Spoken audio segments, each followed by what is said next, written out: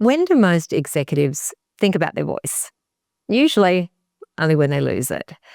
And as someone who's been coaching leaders for over 20 years, that is a tragedy. Your voice is one of the most influential tools in your leadership toolkit, and yet it's the one that most professionals completely ignore. Think about it.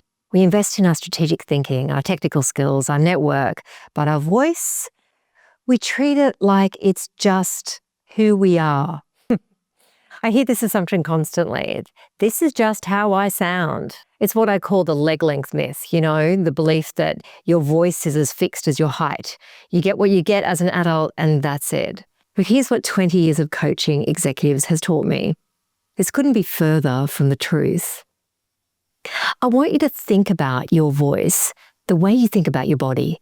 You take your body to the gym so that when you need to sprint for the bus or lift those heavy shopping bags, the strength and flexibility is there.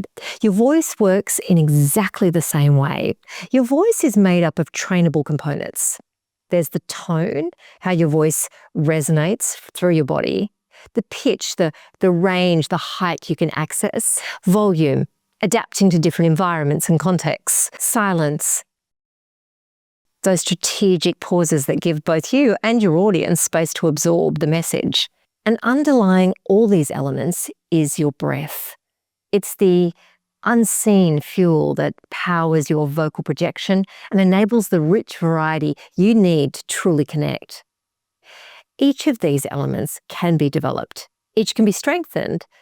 Each contributes to how others perceive your authority, your confidence, and your credibility.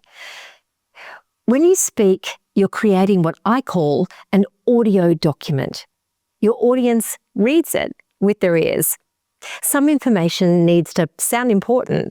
Some needs to provide context. Just like a written document, use headers and bold to guide comprehension. Your voice can do exactly the same thing.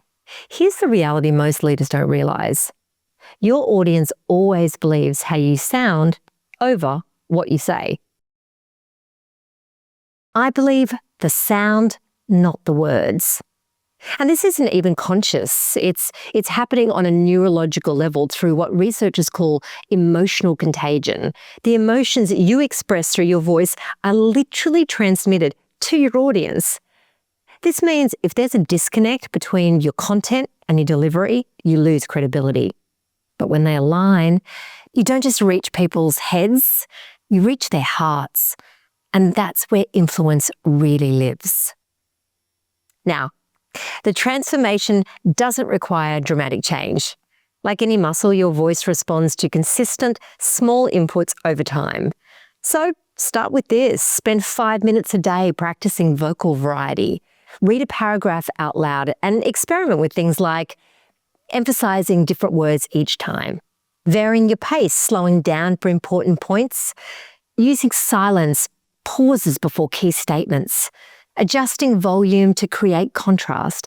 Over time, your voice will develop more range, more stamina, and more nuance.